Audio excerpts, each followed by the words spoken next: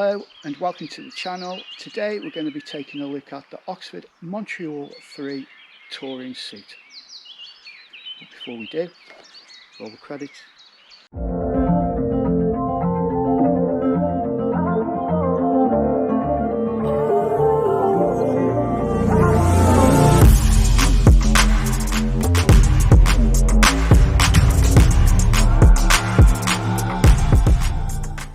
Okay, the Oxford Montreal touring jacket. This is the third version, currently retailing for around about £130 on eBay. Depending on which dealer you go to, you can get them cheaper, you can pay a little bit more. It's sold as a waterproof jacket. It's sold with armour in the elbows, the shoulders and back protector, which is all CE approved and rated. I'm not sure what standard that's up to, but knowing Oxford, it's a pretty good standard. What I'm going to do, I'm going to walk you through my experience with this jacket. I've owned this jacket now for roughly, I don't know, 7 or 8 months. It's got good points and it's got bad points. So I'll talk you through the features and I'll get a close-up on each feature as I'm talking my way through. Okay, first of all, comfort and sizing. Now I'm 43 chest and I've actually bought a jacket which is 2XL, which is 46. Now this jacket is a little bit big on me, but I like to wear a back protector underneath my jacket in winter, and it's quite a big bulky one, so I need a bit of room there. And I also like to be able to have enough room to put some thick clothing on underneath in winter and layer up. They do seem to be true to the sizing, so if you wear a 46 chest, there's nothing wrong with buying the 2XL, which is 46. It will suit you. You don't have to size up or size down. The sizings are pretty accurate. When you get the jacket, they do feel bulky, they do feel quite stiff. However, like most jackets, the more you wear them, the more you break into them, and they do soften up and they are quite comfy. It has really good vents and airflow all over the jacket and little press studs that actually keep the vents open. I'll come to that in detail in a few moments. The downside of this jacket is, I hear mixed reviews. Some people swear by them and say they're really waterproof. I haven't found that to be the case with this jacket. This jacket does let water in, but I think there are certain things that cause that, and I will go through them in detail in a few moments. Okay, let's start at the top of the jacket. The inside of the collar is lined with almost like a suede material, and it's very nice, it's very soft, it feels very comfy around the neck. The fastening is by press stud on the collar, and there's this little catch here that you're supposed to be able to adjust from front to back, so depending on how many scarves or neck tubes you've got around your neck, you can alter how tight you have the collar around your neck. Now in theory that's all well and good, it does move, but it is extremely stiff, very difficult to move. You know, it takes a lot of force to be able to move that, but it is a good feature and I do like it. On the back of the collar, Oxford have what they call a rain hood. Now I've never seen this on any other type of jacket. I've seen it on many walking jackets where inside the collar, if you reveal this flap over the zip, you can actually unzip the collar and you have like a neoprene stretchy hood. It's waterproof up to about the base of your skull, so the neck area is protected, and this will fit over your head and inside the helmet. Now I've never used it, but I have used balaclavas in the past underneath my helmet with great success, so I imagine that is quite a good feature. However, I've never used it, so I can't vouch for it, but it's a nice little feature to have on the jacket. Okay, moving down the back of the jacket, as you can see here, you have a airflow zip on both sides of the jacket. Pull the zip down and it opens up a nice gap, allows airflow through the jacket, especially when you've got the flaps open at the front and air's getting inside the jacket and being forced through as you ride along.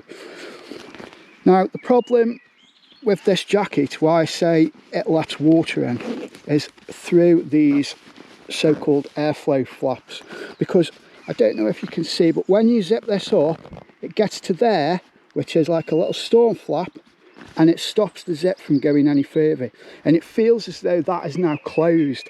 However, the whole length of this storm flap over the top, the zip is still open inside there. So what you have to do is you have to push the zip all the way up into that storm flap, and then that does seal it closed.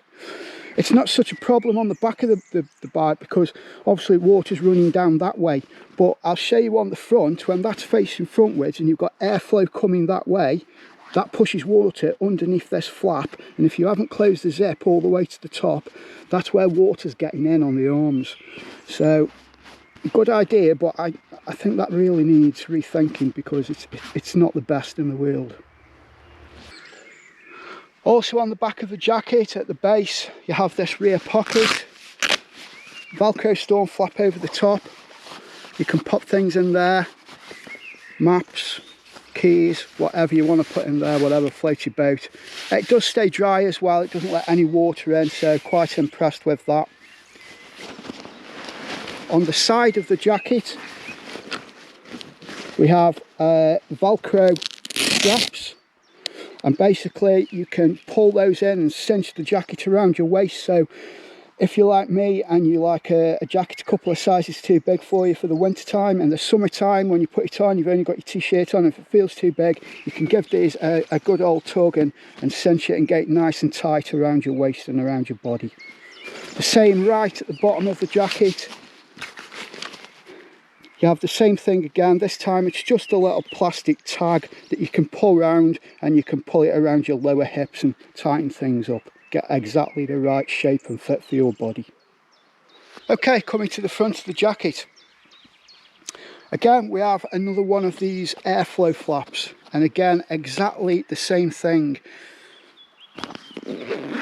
Open it. And you often find on some jackets, you can be riding along, and if the wind catches it wrong, it can seal it shut so you don't get the benefit. With these, you have this press stud, so you can actually press stud the jacket and it holds the vent open. And I think that is an excellent feature. It really does give good airflow around the jacket in hot weather. Again, the downside is on all the flaps. You get to there, you think it's closed, and it's still got to go another quarter of an inch, half an inch underneath that flap, and you must do that because it will let water in. Again, at the top we have another leather flap with a rubber coating, plastic coating on, and a press stud, and that also, just when you've got your zip all the way to the top, make sure that your zip doesn't come down. You can just fasten that across and it'll prevent the zip from coming down. Okay, moving down to the bottom of the jacket, you have two lower pockets. Again, like the back pocket, you have this storm flap over the top, Velcro fasteners to stop them blowing open, and they do keep pretty dry. It has to be a really heavy downpour before you get any water inside there, so those are good. Again, at the bottom you have another storm flap that velcros across the bottom of the zip to help to keep the water out, as that can pool on the bottom of the jacket when you're in the seated position. This flap here is a continuation of the flap that I showed you on the other side. It pulls around the jacket and fastens on the back side of the jacket. And that is just to cinch everything in nice and tight, nice and snug around your waist, and get it fitting to your body size and shape. Okay, the fasteners on the coat, the zip. This is supposed to be a waterproof zip, and as you can see inside there is a storm flap over the top of a second inner zip.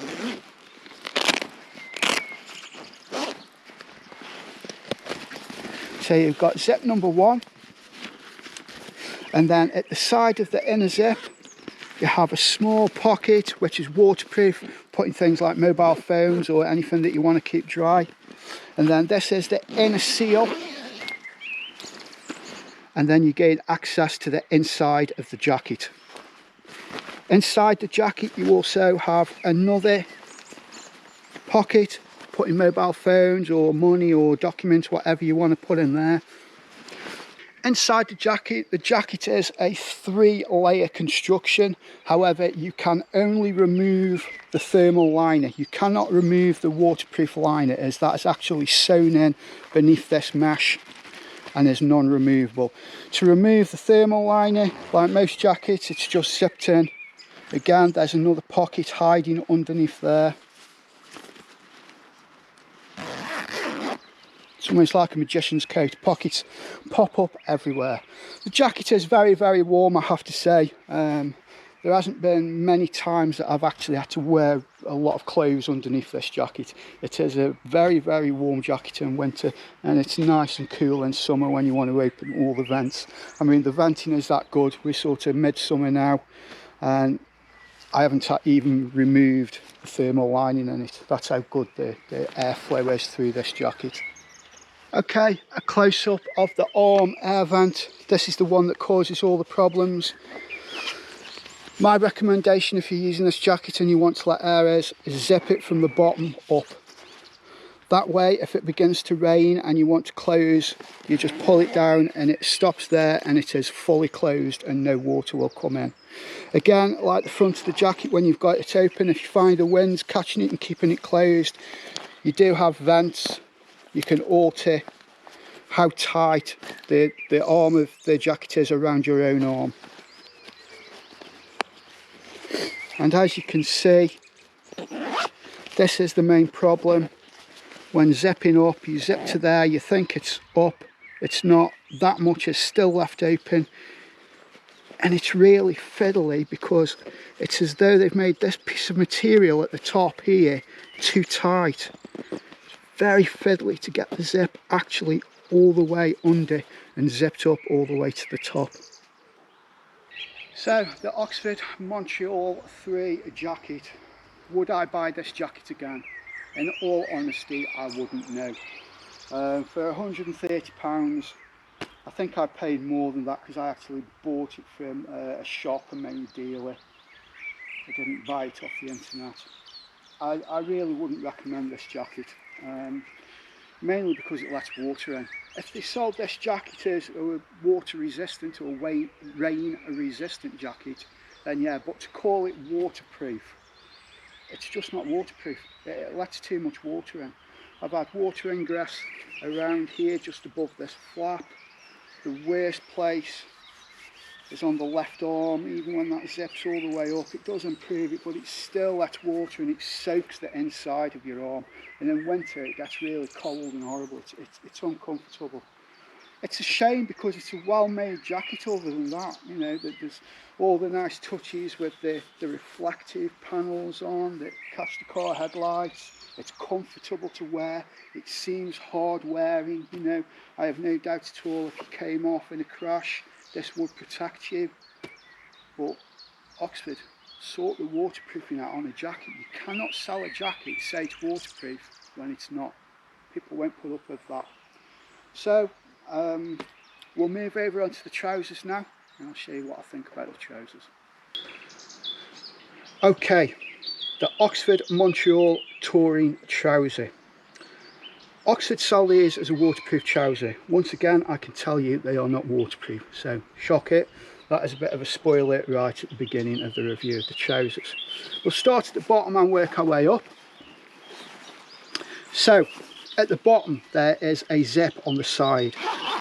You open this zip, there's a nice storm flap inside, and it increases the diameter of the trouser bottom so you can get access, get your boots in and out a lot easier, pull them over the top of the boots. There's a Velcro flap on the side so that once you've actually got them on, you can pull this tight around the top of your boots, keep the water out, which is very good. The problem is, this zip here is rendered absolutely useless, and this is why. So, if we look on the other leg, I've actually folded the leg backwards up to just below the knee. And the reason being, so I can show you on the inside, this is the thermal liner. And like most thermal liners, it's just on a little flap with a press stud on, and it links into a loop. But the problem is, when you come to take these off and you're pulling them back up over your boots, this catches on the top of your boots, and what happens is it ends up pulling the whole of the inside of the trouser inside out. So this well thought out zip on the side is made completely useless by the design of that. Now, you know, if they'd have thought of putting some zips around the bottom and zipping it into the trouser, or even Velcro, or even a little flap that fits over, a little pocket that that edge could fit into, then it would work. But you've got to take your boots off to get these trousers off when the thermal liner is in. It's as simple as, you know, real problem. Inside at the front, inside the hem, there is another little zip which gives you access, and basically what happens is you slide inside and you go up to here and you get access to the armour, and you can remove the armour around the knee. That works fine, not a problem. Just above the knee we have like stretchy material which aids the trouser when bending your knee. So if your legs are quite tucked up, if you've got quite an acute angle on your bike, if it's a sport bike type, it makes the trousers very comfortable to wear, so that is a good feature. Also, another good feature that I like, where the trousers get a lot of wear on the inside of the leg, there is rubberized panels. And I say rubber, I don't know what material it is. It's really textured, heavy duty material, and it almost feels sticky. So, you know, if you like hanging off your bikes, that's going to aid you gripping the tank, gripping the side, and it's going to reduce the wear and tear on the inside. So that is a good feature. On the inside of the pocket, on the thigh of the leg, we have another one of these storm zips, and you open it to let the air flow through. And again, this has exactly the same problem. You zip it up to there and you think it's all the way up, but actually inside the seam it goes up about another 1/4 of an inch. So you have to get your finger inside and you have to push it up inside the sewing line of the trouser, and it's very difficult to do. Even when the trousers are off, it's difficult to do. So can you imagine doing this when the trousers are on? And if you don't do that, water will absolutely pour through the insides of the legs. The pockets on the trousers on the side of the thighs are very good. You've got this rubber little tab that helps you when you've got gloves to find the seam and lift the flap up. Again, there's a storm flap inside that keeps the water out. Does keep everything dry in there, so that's not a problem at all. You've got your nice reflective material on the side that catches the headlights. I'm not a big fan of these pockets. There's no zip on them, so when you're riding along and water's pouring down and shearing off your jacket, it goes straight in your pocket and fills the pockets up full of water. And I'm pretty sure that water is getting in that area as well and seeping inside the trouser. We have a standard fly zip, again with a storm seal behind. Never had any water come through there, so that's quite good. And the fastener on the top is a simple metal hook and also a press stud. The trousers come standard with a belt, self-explanatory, just a normal plastic bottle. You can pull it tight and get it to the right width for your waist. Inside, to remove the thermal liner, is just like all the other trousers that you will have come across. It's just a matter of unzipping the top, unzipping the loop and the press stud inside the bottom of the knee, and it just pulls straight out. You can't actually remove the waterproof liner because it's like the jacket, it is actually sewn into the trousers. And then last but not least, you've got Velcro braces. They're just on a little loop, they just Velcro straight on, and at the back you have a zip, and this bib that is sewn onto the back of the braces, that can just be undone and you can remove the braces completely. Also at the back there is another little zip which zips into the back of the jacket, so it makes it more secure. Gives you a bit more protection, and running around the back of the waist again is another piece of stretchy material, so that when you're flexing at the waist it just gives that little bit of give and makes them comfortable. They are a very comfortable trouser to wear, I must admit. But the problem is they're all around the bottom of this area, which is basically the crutch, the part that it makes contact with the seat. Water absolutely seeps in. You know, you get that horrible feeling when you can feel it getting wet and cold, and they're just not waterproof. You know, in a heavy rainstorm, and not even a heavy rainstorm, if you've just been riding in, you know, normal rain for over half an hour, water starts to seep in through them, and it's just not good enough. You can't market trousers as waterproof if they're letting water through in normal rain after a 20-minute ride. So I'm not a big fan of these trousers at all. I think they look absolutely stunning when they're on. They look nice and modern. They feel nice to wear, they're comfortable to wear, but they just do not do what it says on the tin. Just one thing to mention before we finish the review: the price. If you go on eBay, these are retailing for, I think, around about £110. You can get them cheaper, obviously, if you go to different dealers, but on average around about £110. If you want the Mark II version or the original, you'll get them a lot cheaper. This is the Mark III, so this is the most current model. So yeah, about £110, and I honestly don't think they are worth that money. Well, that's the review. I wanted to give them a better review. I like Oxford products, that's why I went out and bought them. You know, I've got lots of other Oxford products and they're really good, but these are a real shocker for me. Never bought anything from Oxford as poor as these. So that's what I think of them. Tell me if you agree. Perhaps I just got a bad batch, I don't know. Perhaps some of you out there have got them and they're really good. Leave me some comments and let me know how you've got on with this suit. If you do like the channel, give me a thumbs up. You know, if you want to see more stuff, subscribe. There's lots of things on there. There's lots of other reviews, bike reviews, all things to do with motorbikes and the motorbiking way of life. Doesn't cost anything to subscribe. Just puts a little icon on your channel so you can find my channel more easily in the future. Well, that's everything. Everybody ride safe. Bike Rider Reviews out.